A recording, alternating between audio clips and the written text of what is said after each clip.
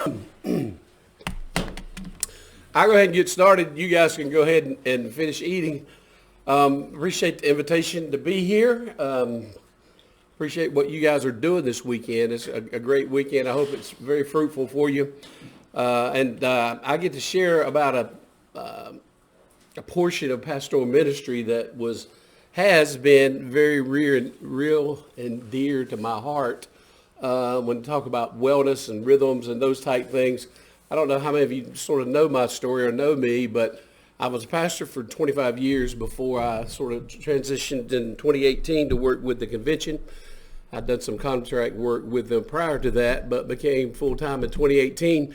But about halfway through those years, I hit that sort of point in my ministry where I was really just wanting to do something else. I'd lost the joy of the ministry. Man, I was working like a dog and really wasn't seeing much progress. Experienced a lot of frustration, discouragement, those type things. Even got to the point where I was just praying to the Lord, just let me do something else. Open up another door. Even trying to convince the Lord I could be a better and more effective servant if I wasn't pastoring his church, And so that's sort of where I was. And through the work I actually did for my D-Men, the Lord actually just broke me and showed me some things about myself primarily, that I had put a lot of the onus on just ministry and congregations and those type things. But what I discovered about myself, mostly what I was feeling, most of what I was experiencing was what I was doing to myself as a pastor. I was unhealthy emotionally, spiritually, a lot of those ways. And then I just realized that I probably wasn't the only one that sort of allowed myself to get to that point. And through that, the Lord really, almost like a revival in my heart, gave me my joy back from ministry. Pastored several more years after that. And feel like I'm still pastoring. I do a lot of interim, but I still consider myself a pastor. I work with pastors every day in churches. And so I'm excited about the opportunity to serve the church as, with all the problems and the stuff that comes with pastoring a church, which there are plenty of those. And there were plenty of reasons along the way to be discouraged if we focus on those things and allow those things sort of to take control of us. But what I'm doing now with the convention, my role really sort of took a new shape right after COVID. Our organization, the convention, decided wanted to really address the pastoral health and wellness of pastors that we were serving. And so that's when I shifted to the role I'm in now. So I've been in this role about 5 years. I really enjoy this, what I get to do. The doors that the Lord opens for me are just tremendous. And the thing about what I'm trying to do in my role now is to encourage, equip, and connect North Carolina pastors so that they might lead well and finish well in the ministry that God has for them. And so that's sort of where I'm going to. Anybody remember, I don't know, it's been a couple of years now that this guy wrote this blog, this Reverend Alexander Lang wrote a blog about why he left the church. Anybody remember that? It wasn't too awful long ago, but if you're on like social media, you on Facebook, especially pastors' pages, man, this blog got a lot of traction. There was a lot of different ideas. There was a lot of different interpretations. There was those that, read his blog and said, there's a lot of I throughout his blog. He was focusing on himself and they just sort of threw him under the bus. And other guys says, yeah, I get it. I understand, I see where he's coming from. And so there's a lot, pastors wouldn't sort of argue over those things, but they did. They spent, I don't know how much time just going back and forth on those different social media platforms, just discussing this. But here's sort of where I came out from it. He says basically that the reason he left the ministry, pastoring the church, was basically that there were just too many unrealistic expectations. I mean, then he named those off. He felt like, number one, he had 1,000 bosses. He felt like that everybody that walked in the door of the church considered themselves to be his boss. That's the way they sort of viewed themselves. And then he said there's these unrealistic expectations. And he talked about 7 areas that from his perspective that pastors had to be proficient in. He talked about being a professional speaker, talked about CEO, he talked about being a professional counselor, fundraiser, human resource director, minister of ceremonies, and pillar of virtue. So he sort of named out all of those reasons that he felt like that sort of pushed him out the door. And when I read this, where I sort of fell out is, I can see where this guy's coming from. I can definitely, right or wrong, indifferent, whatever, there are a lot of expectations that are placed on us as pastors. And a lot of those expectations are realistic expectations. In fact, to bring it a little more Baptist, Gary McIntosh wrote a book not too awful many years ago and talking about the 10 key roles of a pastor. He calls them hats. He referred to them as hats. He talked about basically some of those same roles. He uses different words. He talked about speaker, captain, coach, executive, director, counselor, student, pioneer, conductor, and reporter. And so that just sort of reaffirms that regardless of what size church you're leading or you're pastoring, there are a lot of expectations that folks have for you. And there's a lot of different roles that you have to play as serving as a pastor. And then this sort of happens to us with all those different roles. We get bombarded. Now, who in here doesn't mind being a guinea pig? As a full-time pastor or a pastor of church. Somebody tell me your typical week as a pastor. Not in great detail, but typically where you spend your time as a pastor. Anybody brave?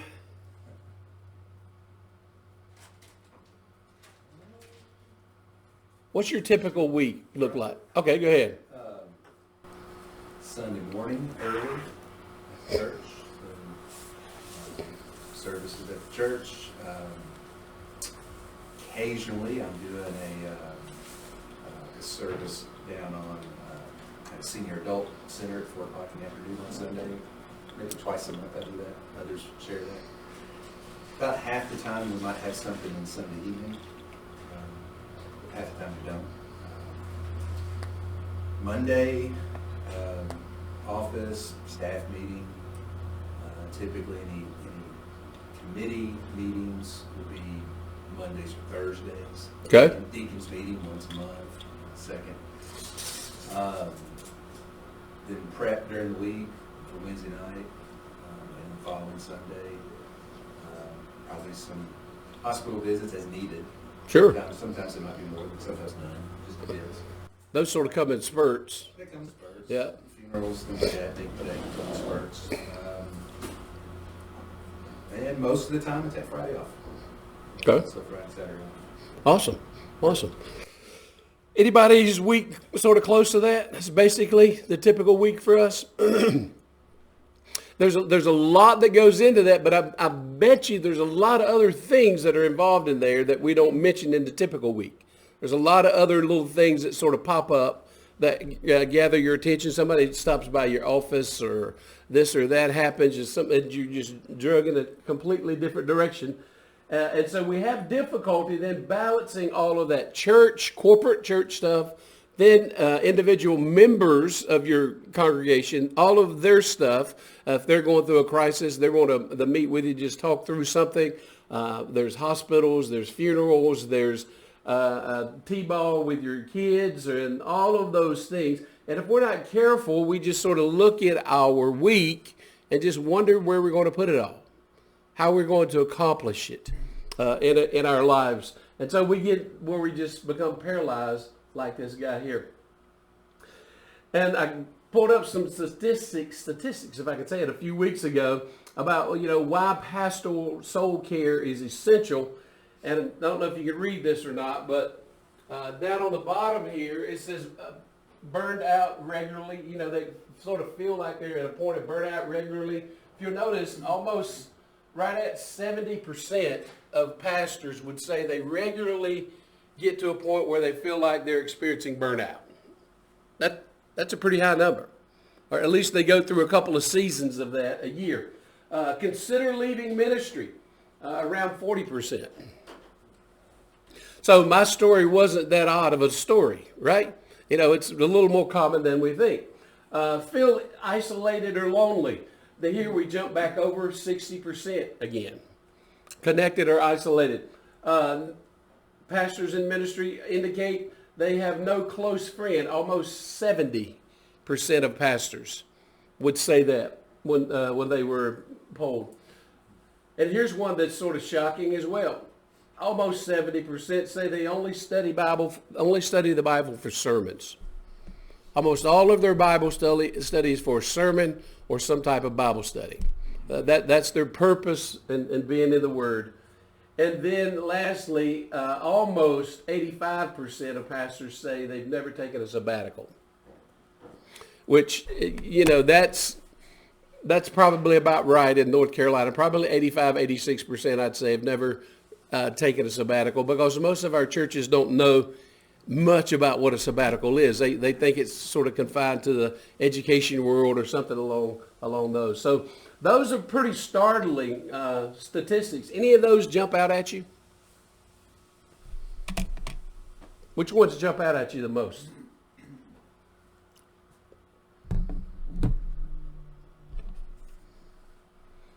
For me, you know, not having a close friend, that's pretty high, I think. And also, it jumped out at me, those considering leaving ministry, about half at some point have considered leaving ministry. I'm not really surprised about never taking a sabbatical, because like I said, in North Carolina, that's just not a thing in very many of our churches. What about the one about only study the Bible for sermons or Bible studies? I think that's the thing that stood out to me the most. I was bivocational for 23 of the 13 years that I pastored, and there's just not enough time. Yeah. And most of the time when I was reading the Bible, it was to prepare for Wednesday night services. Yeah. As I look back over those years in my ministry, I sort of pinpointed that being the issue for me. It got to a point where my only time in the Word was just out of necessity of just trying to get the Bible study done for Wednesday night or Sunday night or whatever. And I really wasn't allowing the Word to just really do its work in me as much. Everything was sort of focused at producing a sermon for someone else. Now, you know, the Word has a way of still, you know, doing some work in you, but it's not doing the type work it really needs to be doing in you if all we're doing is reading it for preparation. So those sort of the reasons why I'm here tonight. I'm talking about this pastoral health and soul care, and I'm going to sort of end the time when we get there of just giving you a little tool that I use that was really helpful for me to develop some rhythms that I was able to begin to live into. But I want to give you a biblical basis for all of this to begin with. And the first one, you know, as we think about it, you know, most pastors don't wake up one morning, just decide they want to neglect their soul. I mean, they don't get up, and we don't get up and say, hey, I just want to neglect the care of my own soul. We just sort of drift into it. In ministry, we usually start with with good intentions. We want to show up for things. We want to say yes. We want to care deeply for our people. We want to carry burdens for our people. And then over time, what happens is those good conditions become unexamined patterns. And that's a big phrase. That's one of the biggest phrases I'll say tonight. Our good intentions of just being there and taking care of things and meeting needs, if they're left unexamined, what they're going to be are patterns or unexamined patterns that develop in our lives. And those patterns then begin to shape us more for ministry than Scripture does. And the longer we're at a church, the more these patterns that we sort of pick up as we just go through. I mean, it's no problem for me. I'm the first one here. There's no problem for me to turn the building on, adjust the air, and turn all the lights on since I'm already here early anyway. And we pick up all of these different things, and before we know it, we don't realize how many of those small little things that we have picked up. And then those things begin to take control of our lives without us knowing it. And that's one of the great things about a sabbatical. Certainly it's great for the pastor to step away and be refreshed in the word. That's tremendous. But often what I've found in the churches that I've worked with to help give sabbaticals is the churches also really discover how much the pastor's doing of just sort of mundane things that we could easily shuffle those over before to someone else. And as we live that way, allowing those unexamined patterns to develop, it isn't long before ministry begins to feel heavy. And not because God is absent in our lives or our ministry, but because we're out of rhythm with him. That's the huge part, that we're out of rhythm with him. And when Scripture talks about faithfulness, it doesn't primarily emphasize speed. It doesn't emphasize intensity or constant availability. It emphasizes in Scripture, when you're talking about faithfulness, it emphasizes steadiness. It emphasizes endurance. It emphasizes walking in step with the Spirit. And so what I want to do tonight is talk about those rhythms and not give you productivity tools for tonight, not to give you a time management hack, but to give you some patterns that I think are holy patterns where you are able then to give the attention to Christ that you need to give to him in your own personal life, and then present our people with a leader that is actually driven and led by the Spirit as our souls inside of us are alive. And the first biblical basis is this: Jesus modeled this before he ever taught it. You know, and here we talk about the rhythm of solitude. Mark chapter 1, Scripture tells us in verse 35, it was very early in the morning while it was still dark. He got up and he went out and he made his way to a deserted place, and there he was praying.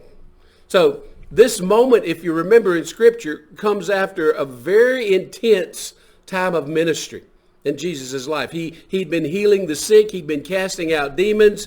He'd drawn a huge crowd, and everybody wanted access to him. Everybody wanted his attention. Everybody wanted to be in his presence. The disciples they're energized. They're pumped up about this. They're excited about all this momentum that's being built up.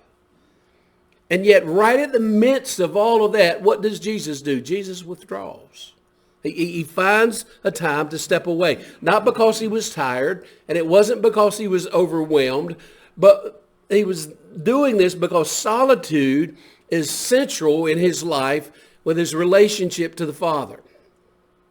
That's a huge thing for us to understand. For Jesus, the Son of God, solitude, for him to be alone was a huge part. It was a central part of him being in the relationship with the Father. So Jesus didn't treat time alone with God as an optional thing or a circumstantial thing in his life.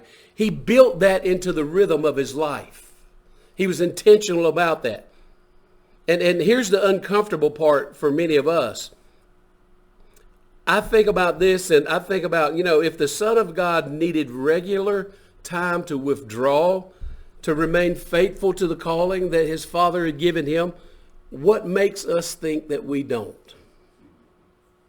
That's a huge thought if we stop and think about it. Because solitude is not selfish. It's not laziness.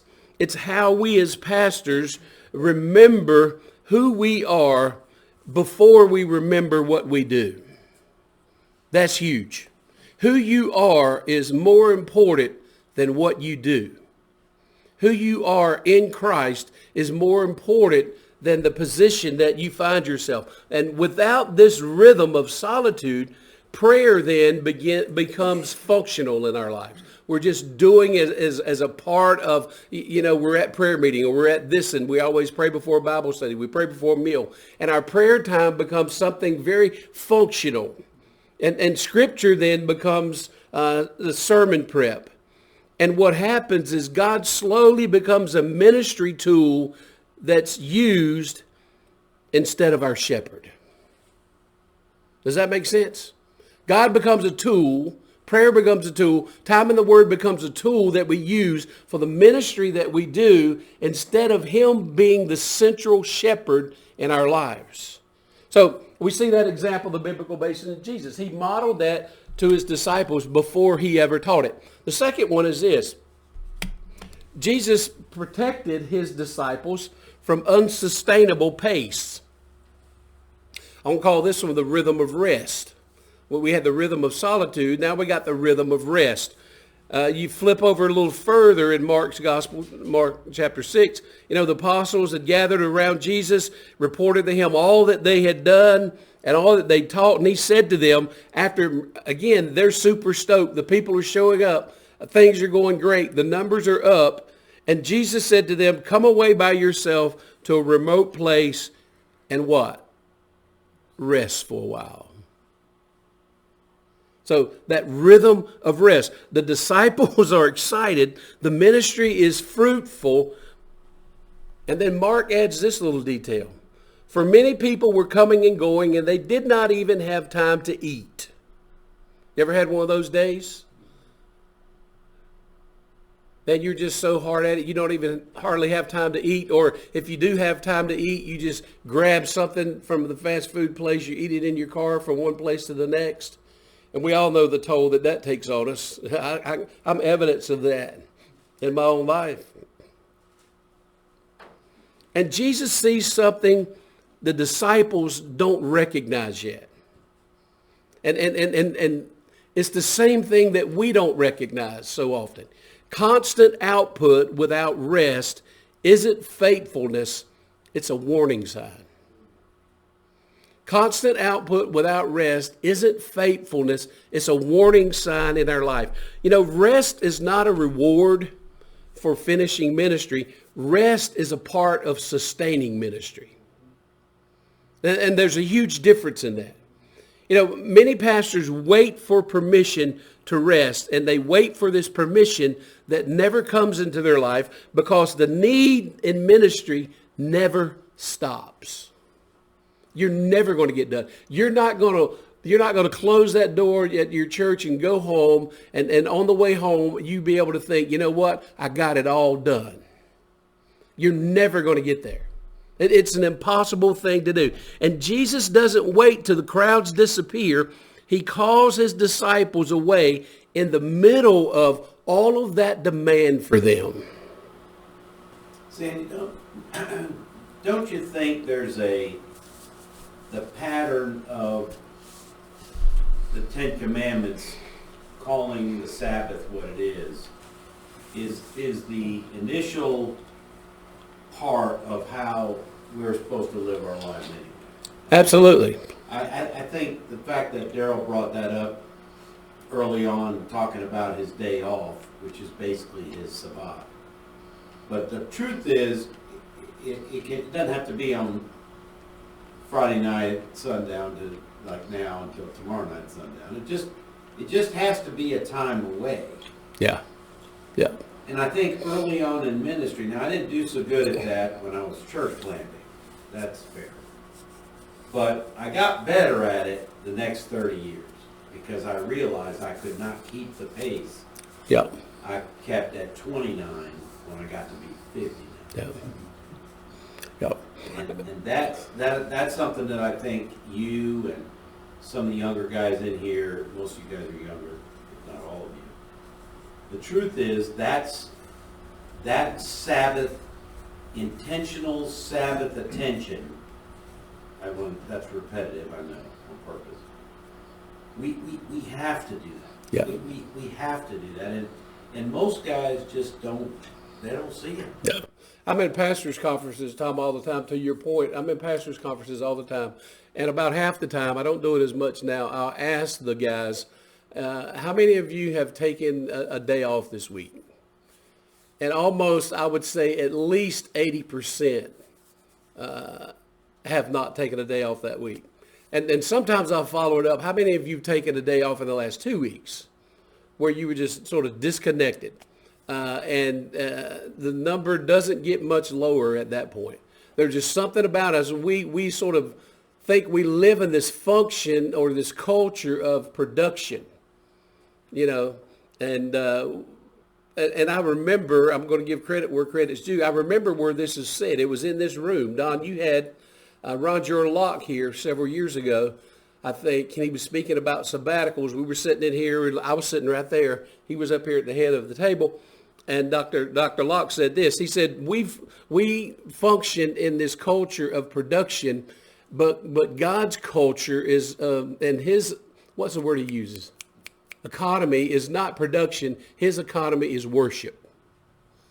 And that was a huge statement. Because That's important because avodah, the Hebrew word for worship, is the same root as the word for work. yeah, Is the word for serve. So in other words, we are integrated beings that have to be intentional about that focus. Because yeah. everything the Hebrew mind believed was you did not worship. You were always worshiping, even while you were working. And you know, I think biblically, we serve out of a place of rest, biblically. But I think practically, we don't serve out of a place of rest. But biblically, the call is to serve out of a place of rest. And here's the point. If we don't build rhythms of rest into our lives, and if we don't build those intentionally, ministry will decide our pace. And if ministry decides our pace for us, it never chooses mercy or rest. It just never does. And so that's the second biblical basis I want to share with you. Jesus protected his disciples from this unsustainable pace. And most of us go at ministry like we would go at a sprint, not like we're running a marathon. There's a huge difference in the way you start a sprint and the way you start a marathon. And I think I used this example, maybe some of you guys before. And we think the end goal of ministry is just to remain faithful, to remain in ministry if we're burnt out, wore out, or whatever at the end, and just simply stay in ministry till we die. But that sounds noble, but that's really not the call that's on our life. We're not called just to finish. We're called to finish well. And I think I use this example. I know this seems odd for me to be talking about a runner, but you know, you look at a marathon, when you got all those people that are lined up at that starting line for something like the Boston Marathon, most of those people are thinking about what? They're thinking about just trying to finish that race. But there's one or two that are in that race that aren't just thinking about finishing that race. They're thinking about what? Winning it. And so my goal in ministry, and I hope is our goal for ministry, is not for us to just hang on and then just spend the last 10 or 15 years totally ineffective for the Lord. Just basically, and you guys have seen this happen, and then we just sort of coast to the very end. We're not leading. We're not being the pastor to you. We know that congregation needs, because we really just don't have anything else to offer. We're just simply hanging on to the end. But I don't want to be that way. I want to finish, and I want to be effective. I want to be just as excited about ministry at the end of it as I was at the beginning of it. And so it takes those intentional investment in rest along the way. The third one is this. Rhythms require accepting God-given limits. This is the rhythm of shared leadership.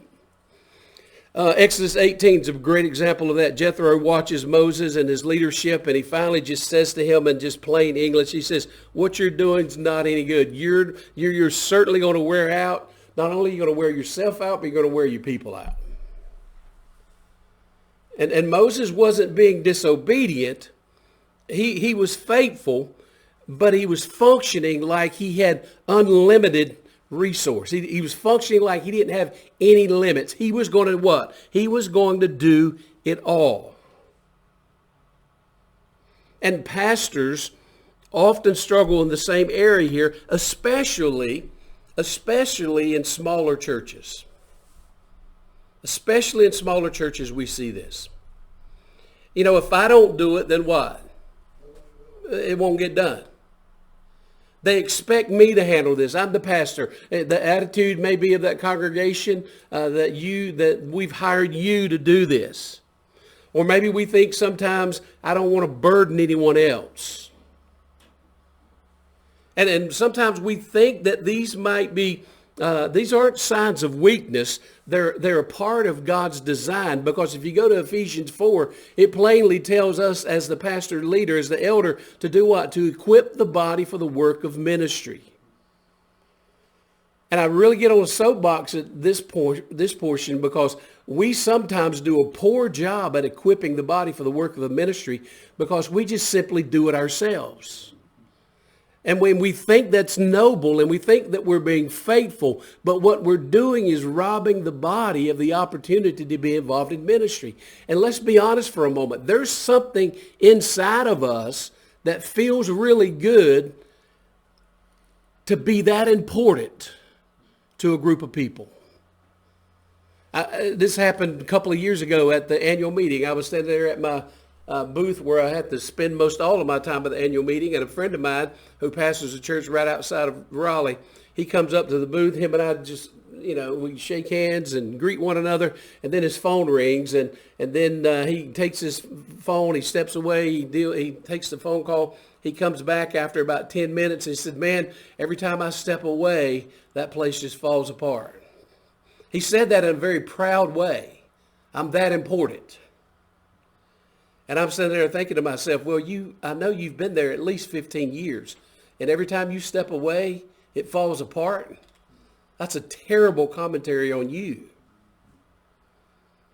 Sometimes we take on more than we should because, and guys, I'm getting immensely personal here because that can feel really good to be needed. And rhythms that are here, they're part of God's design, and they help us say about things that need to be done, this is not mine to carry. Developing healthy rhythms allows you to say yes to the right things and no to the right things. We're going to talk more about that in a little bit. Because shared leadership and delegation and saying no are not failures in your calling. They're actually expressions of God's, your trust in God's sufficiency. You know what? Maybe the first time that you allowed him to do that, maybe it won't be done right. But maybe the second or third time with a little coaching along the way, they do get it right. But if we never allow them to step in to do some of those things, if we just say, I'll do it myself, and let's be honest, some of the stuff that we take on is more pressure for us to do that from inside of us than from outside of us.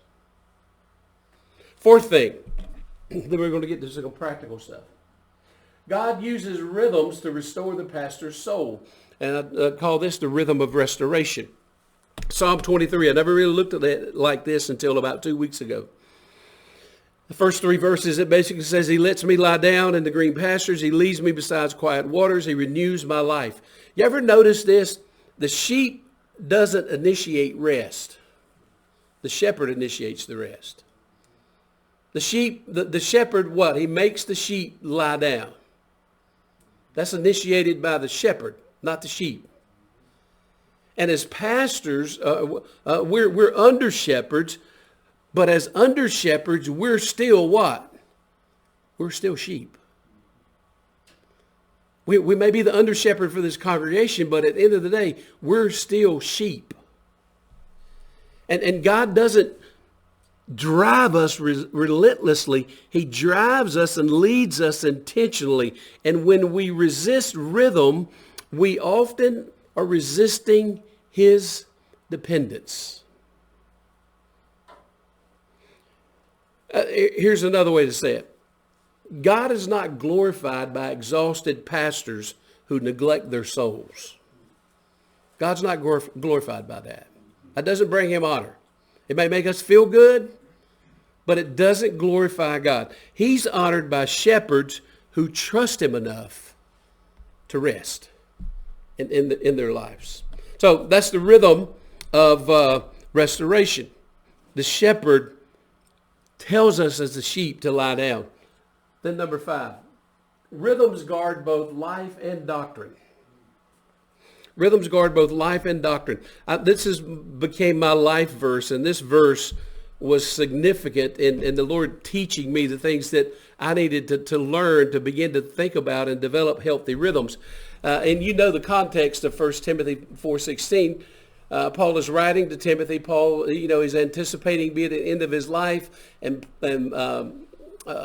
Timothy's this young pastor who's in a congregation where the people are probably a lot older than him. Timothy's a little intimidated. He's a little weak around the edges a little bit. If you read a lot about Timothy, he's real anxious. And then so Paul is writing him to encourage him. It's almost like Paul recognizes this could be some of the last words I'm actually able to share with Timothy before my life is over. I mean, I know that I've got an appointment with death, and it's getting closer. It may be today. And it's in that context that he's writing this to Timothy. So it's almost like, I got to make sure I say this to him. And he tells him a lot of different things about ministry and all of those things. Then down in verse 16 of chapter 4, he says, Timothy, pay close attention to your life and your teaching. Notice the order. That's huge. Because all of us know that Paul he's the resident theologian. I mean, he wrote the book of Romans. I mean, his doctrine, his theology is, man, it's up there. I would expected him to mention that first, but he tells Timothy, listen, Timothy, if you want to finish this calling that I've laid hands on you and you've been commissioned to, you're going to have to pay close attention firstly to your life. And then he goes on to say, when you pay close attention to your life and your teaching, that's important. You got to have right doctrine.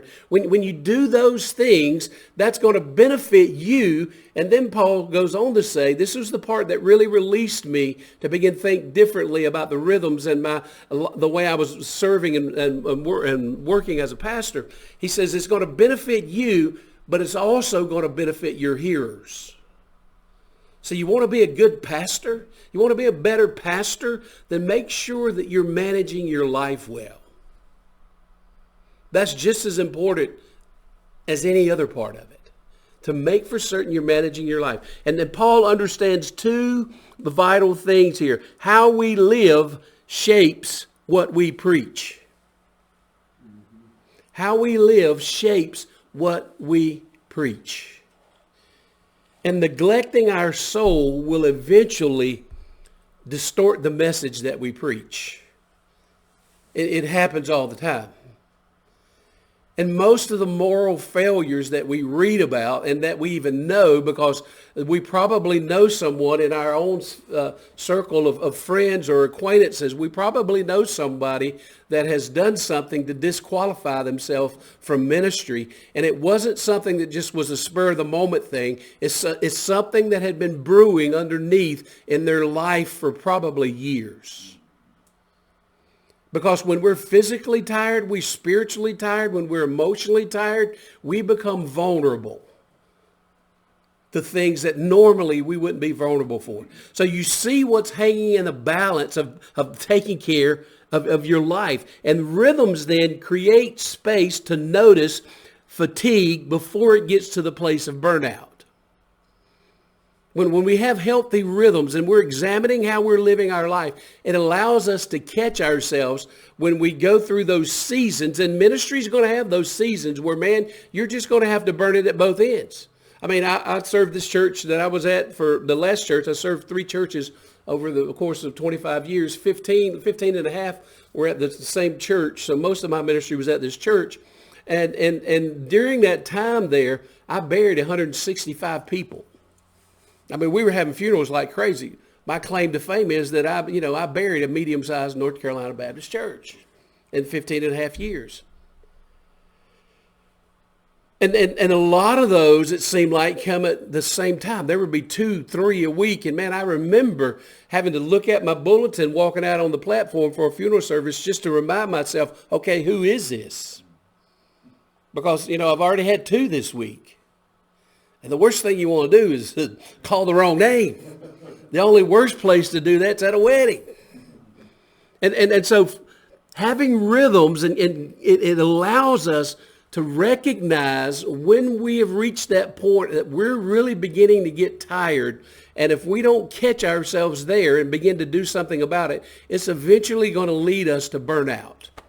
I remember about 4 years ago, I was talking with a pastor over in, we were meeting in Albemarle. I was doing some research about pastor burnout and some stuff I was putting together, and he had experienced burnout. He'd been in full-time ministry. He burned out, and he got completely out of ministry. And at this point, he was back in ministry after about 5 or 6 years. He was doing an interim, and him and I were having a conversation about it. And he said, I can't explain it to you. He said, I got to this place of burnout. It just felt like I was in this deep, dark hole. I didn't know how I got there, and I didn't know how to get out. That's where it had gotten from him. And he said, if I had recognized where I was headed 2 or 3 years prior, then I could have done something about it before I got to that point. So rhythms create space to notice the burnout. It helps us notice drift in our own spiritual walk before it gets to the point where it becomes damaging. And it also allows us to notice isolation before there's a collapse. Because you guys are, you're close enough to my age. You probably watched some Wild Kingdom. You know what happens when the little deer or whatever it is in the Sahara, when he gets isolated, what happens? He gets devoured. When we become isolated, the same thing happens. Because there's someone that's seeking to devour us. And he's going to seize that opportunity. Then you're in. So without rhythm, what happens is we seek to survive ministry on adrenaline and obligation. I can't tell you how many of those last couple of years when I was going through this rough spot in my ministry, how much I was doing just simply out of obligation. I wasn't excited about it. My heart wasn't there. I didn't want to be there. I was doing it simply out of obligation. So with rhythm, we survive on adrenaline and obligation. With rhythm, we minister from presence and we minister from a place of peace. And there's a huge difference in those two. So I'm not calling you tonight talking about rhythms and talking about pastoral health. I'm not calling you to lower your commitment to your ministry. I'm not calling you to not love your people the way you should. But it's a call for us to walk in step with the shepherd, not ahead of the shepherd. Because in our ministry so often, when we go at this pace, we're running ahead of the shepherd. And we've got to understand that you are not God. You are not indispensable. And you've got to recognize that you are deeply loved. And we lose sight of that sometimes in ministry. And I put this on my Facebook page today as I was looking over my notes for the night. Faithful pastors are not those who do the most, but those who finish well. Those are the faithful pastors. So, any other discussion about that? Any pushback? Yeah, the pushback is that when you're intending to take rest, your phone rings and your church members say, hey, I know you're trying to take today off, but. Yep. Yep. That's always the pushback. And my answer for that is because I was at a church when I began to implement some of the stuff I'm going to show you, that was their default way. If anything happened, you call the pastor. And I know you're probably pastoring a lot of churches you're pastoring maybe are that way too. I got to call the pastor for every little thing. And so I think we've got to be a place of realization that that's the mentality of most of our congregations. But I see this as being significant enough that a part of our responsibility in leading and discipling that church is helping bring them out of that mindset. Does that make sense? Maybe, there are times I think that only, they got to have you as the pastor. But I think those are maybe a small percentage of times where they got to have the pastor. Sometimes they could have a deacon that would work just as well. or another leader of the church. So we've got to be intentional about what I'm going to share with you tonight is not anything that you walk into your next deacons meeting and drop on the table and say, look, this is what we're doing. It's years of sort of teaching them and discipling them to the point to realize, hey, I've got this issue going on. I really need to speak with somebody. I really even need to have somebody pray with me. Instead of the default mode has got to be the pastor, what about if we had a ministry where it could be another person within the congregation that agrees to do it? Does that make sense? So I recognize the pushback is going to be the mentality often of our congregations that we serve. But I think as the pastor, leader, the elder there, we have a responsibility to begin to change that mindset. Does that make sense? Over a period of time. And the way that we change that, I think, goes back to our equipping. Everything for me goes back to discipleship. We've got to begin to disciple our leaders and then allow our leaders to disciple the people that they're leading in order to create an environment where we can actually do this type ministry and be successful at it. And one of the great things, I think one of my best accomplishments in ministry is, I told you I was at this church for 15 and a half years, and one of the hard things about leaving, and I begged our convention to sort of let me do both, was that at our church, we had taken a typical Baptist church where you call the pastor for every little thing, and I'd got to the point where after being there for 15 and a half years, I could be gone for 2 weeks and never even have a conversation back with the church because there were leaders that were in place that could handle almost anything that came up. And so I think, and you guys may not like me when I say this, I think that's an easy way for us to just sort of push this to the side and not really engage it and not make it a priority in our life, to just push it and say, you know what, it's my church's fault. When really it's a part of our responsibility to help teach them, disciple them, and equip them to be able to do this type ministry. Anybody want to throw something at me right there? I just think from my part, thinking back on it, it was so difficult to implement. And I think it was probably mostly my fault, but it goes back to what you're talking about. The rhythm requires accepting God-given limits. And you talked about the rhythm of shared leadership. And I think when I look back on it, that's where I feel like that I failed the church. Because for me, what happened is that you don't develop leadership. Yeah. And then all that responsibility does fall back on you. You do have to be there for everything. You do have it's almost like a vicious cycle you get in because you haven't developed leaders. Yeah. You're absolutely right. And you know, that's where I was. I remember years ago, one of my first churches that I worked with in revitalization over a long period of time was a church, and the pastor had been there, I think it was 15 or 16 years. Big old guy. I mean, up in the mountains, big old, played college football. I mean, big dude.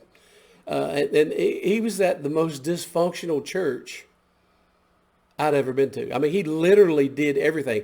I did sort of the secret shopper sort of thing and came to his church one Sunday morning, and he literally did everything. He was the only one that ever got near the platform. He led the singing. He did the opening prayer. I mean, he literally did everything. And I remember in the interview with him and our time together, he told me, he said, my problem is I just don't have leaders. And so I spent some time in between the meetings going back up with some conversations and interviews I'd had with him and with the congregation. And I was at a point where I'm going to have to tell this guy, the reason you don't have leaders is because you haven't developed any. You know, they're not going to be dropped off at your door. You know, you got to develop them. And I was trying to figure a way that I could tell this big old boy that he didn't have leaders, that was his fault, basically. And I'm praying even up to the moment where I pull into his driveway, and then we go to this little hole-in-the-wall place to eating lunch, and man, home cooking, I'm talking collard greens, cornbread, the whole works. And I'm sitting there just still praying, Lord, help me find a way to have a conversation with this guy that he doesn't just want to get up from here and, grab me by the ears or something. And had some small talk, and then he just raised up and he had tears already in his eyes. And he said, the reason that this church is the way it is because I'm the way that I am.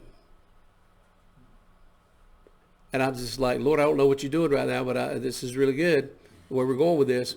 And he said him and his wife had conversations over the last 2 weeks that he was so, even though he was a huge guy, he was so insecure inside of himself and had no self-confidence that he wouldn't allow anybody to do anything. And he'd come to that realization himself. And he said, I'm the reason why our church is in the situation that it's in.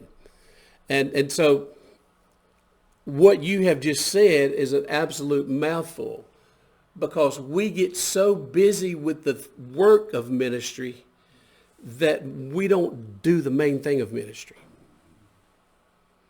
And that's what Rhythms is all about, is making certain we do the right stuff.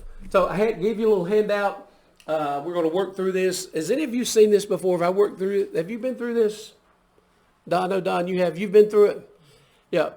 This is a little piece that was very helpful for me. And we're going to end our time just allowing you to think through how you invest your time as pastor, because how you invest your time as pastor, in other words, the rhythms that you develop as pastor, are going to determine the trajectory of your congregation. Everybody catch what I said? Where you invest your time as pastor and leader is going to determine the trajectory of your congregation. I just told you the story. The trajectory that he had led his church to was what? This. And so where you invest your time is going to be one of the most important things. And I want to give you a way to think about it.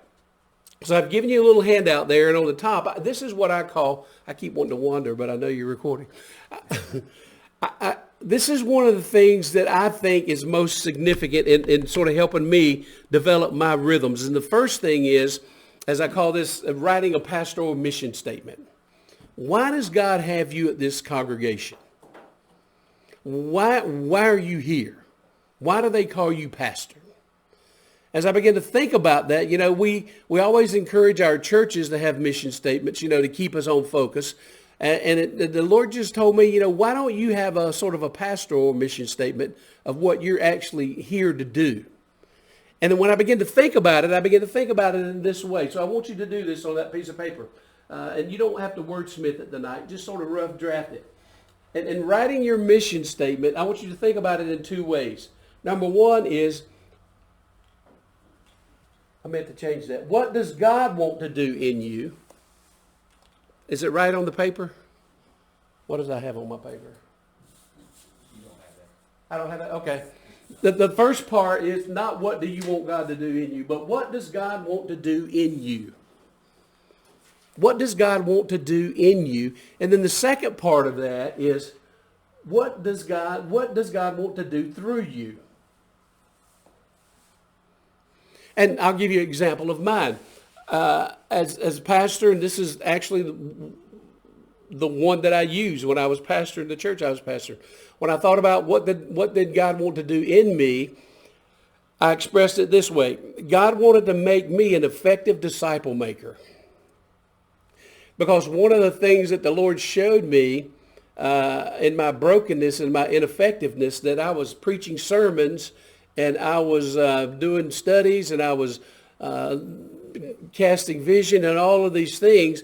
But the one thing I wasn't doing was the very first thing he called me to, which is make disciples. The call to make disciples didn't leave when he called me to be a pastor. And just because we're pastoring doesn't mean that we're making disciples. In fact, I've actually done this a lot of times. I would say probably 90 to 95% of our pastors will not be able to express to you how they are intentionally making disciples in their ministry. They're preaching sermons and they're teaching Bible studies, but they're not intentionally making disciples. They don't have any type of intentional process that they've thought through about how am I going to invest and disciple people and create those leaders in my congregation. So for me, it was, I thought God wanted me to become an effective disciple maker. And what did God want to do through me? He wanted my church to have a disciple making culture. So the reason I was there and the reason God had placed me there was he wanted to do a work in me to make me an effective disciple maker in order that I could lead our church to have a disciple making culture. So that was my mission statement. Become an effective disciple maker in order that I could lead Alexis Baptist Church to have a disciple making culture. That's what I was sold out to. That's what I'm trying to accomplish. I'm not there just to grab a paycheck. I'm not there just to, have a job. I'm there for this very specific purpose. So I challenge you to think about two things. What does God want to do in you? And then what does God want to do through you at your place of ministry? How does he want to use you where he's placed you? Because if we don't define the target, guess what? We're never going to hit it. So that's the first way to think. Take a couple of minutes and think through that. Just jot down some things. This doesn't have to be finished product tonight. But just jot down a couple of things. What does God want to do in you? And then what does he want to do through you at your present ministry?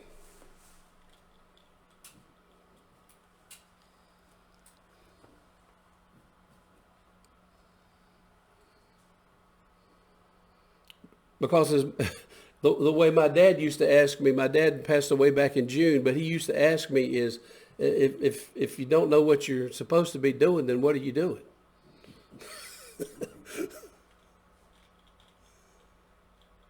So what are you supposed to be doing?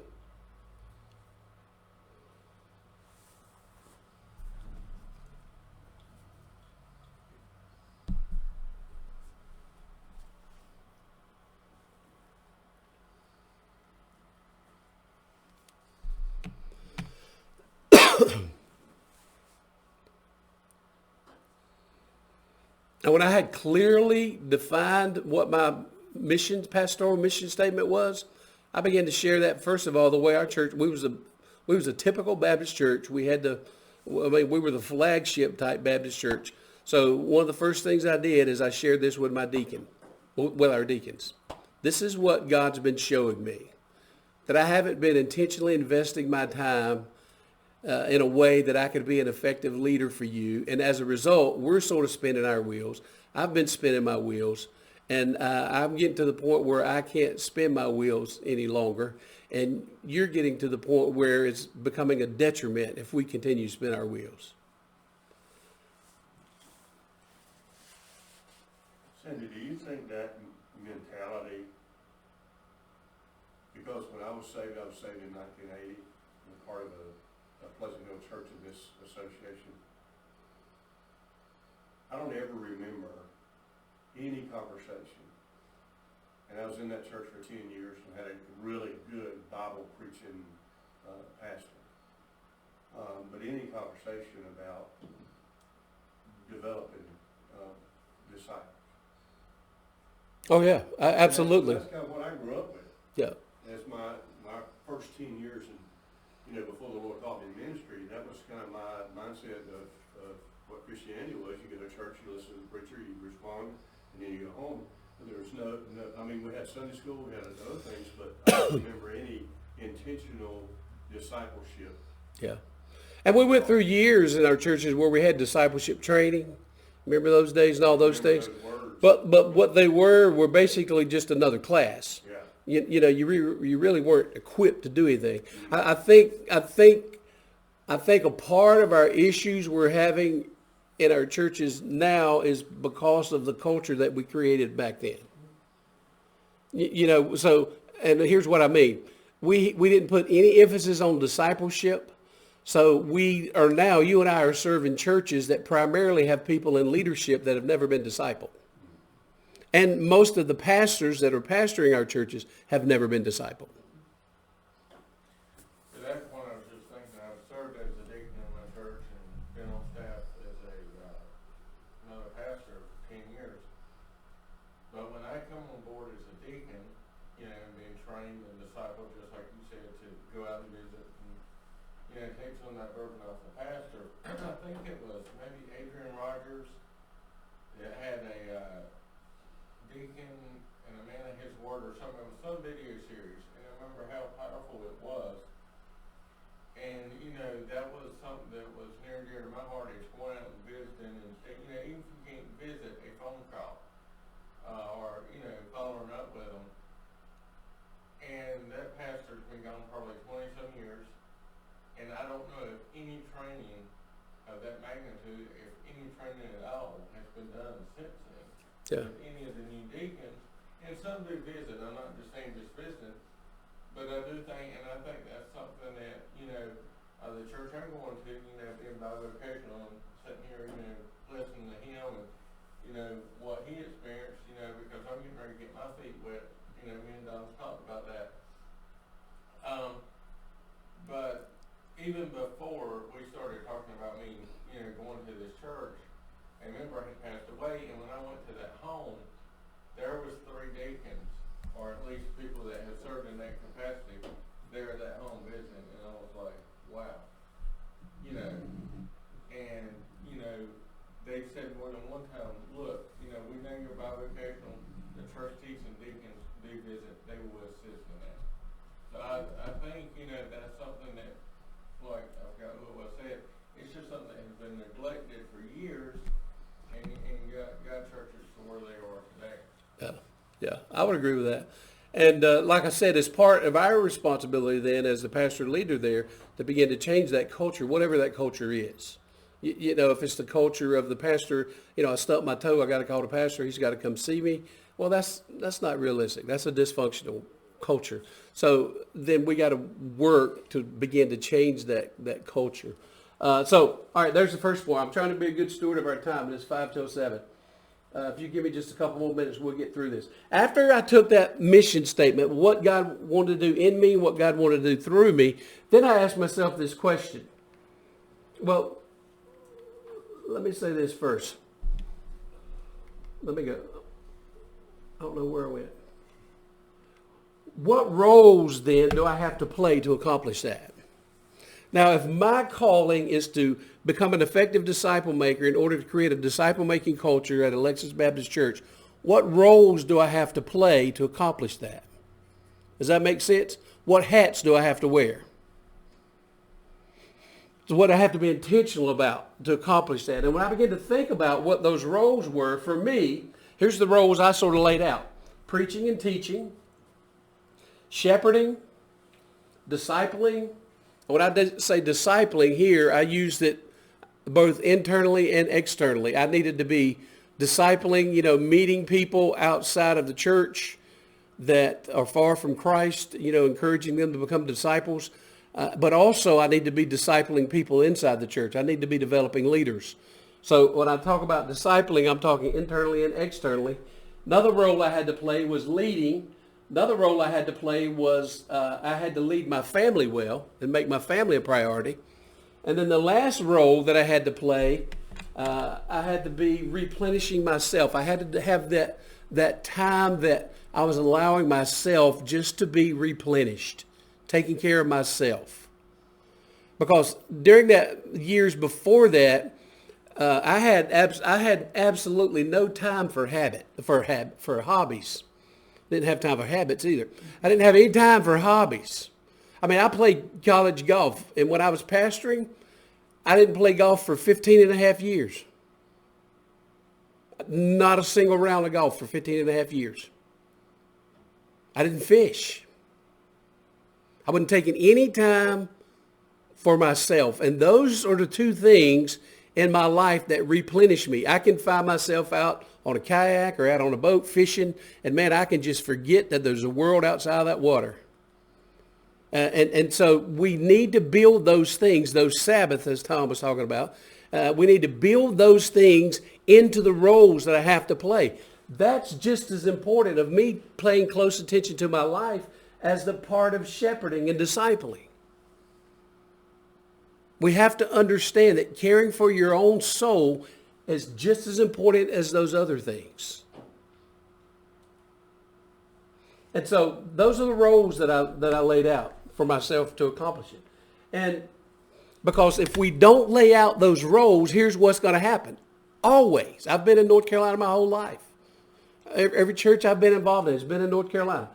What's going to happen in our typical churches is we're going to end up doing the things that we're accountable to them for. In other words, what we're going to do are these two. We're going to do the preaching and teaching. You got to show up to preach and teach. If you don't do that, you're going to be in trouble. It ain't even got to be good preaching. You just got to be there. And somebody's going to tell you that was wonderful when you walked out. As near as I can tell, I've never preached a bad sermon because somebody's always told me that was good. When we have so much to do, if we don't define those roles, we're going to do the things that we're accountable for, and they're going to hold us accountable for preaching and teaching, and our churches are going to hold you accountable for shepherding. If you don't do pastoral care in our churches, most of our churches, there's a mechanism built within that congregation that you will be notified. That's somebody thinks that's their spiritual gift in your congregation. Am I wrong? And so we fall into this cycle of all we do is preach and teach and shepherd.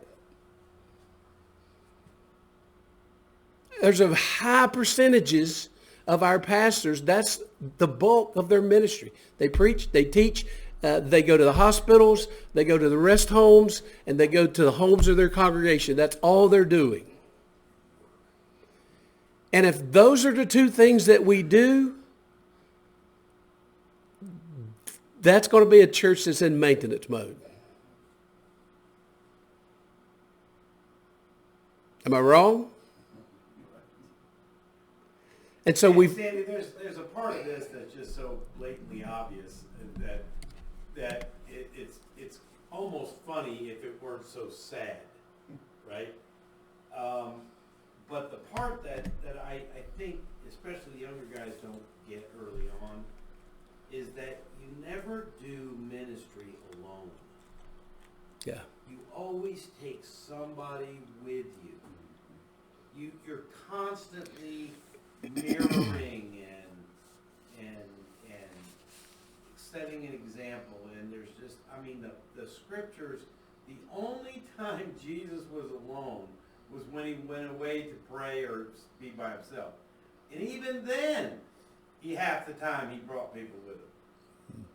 So it is just this notion that we are solos because we're the paid guy or we're the point of the arrow or whatever you want to call it. Uh-huh. And Ephesians 4, 11 and 12 is just not that important. Because if it's equipping the saints to do the work of the ministry, then we forgot that part about the equipping the saints part. Yeah. It's just he called all these people to do the work of the ministry. And that's just not the case. And unfortunately, even the best of our pastors oftentimes see their job as their own job. Yeah. It's like, I don't have identity outside of that. From my experience of meeting with pastors every day, probably 90%, this is what 90% of our pastors do. This is their ministry.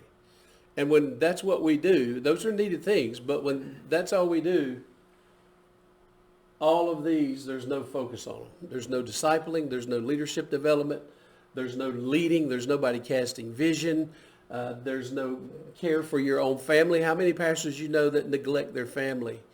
I mean, you know, you've heard the old saying before, you know, every old pastor would tell you his only regret is what?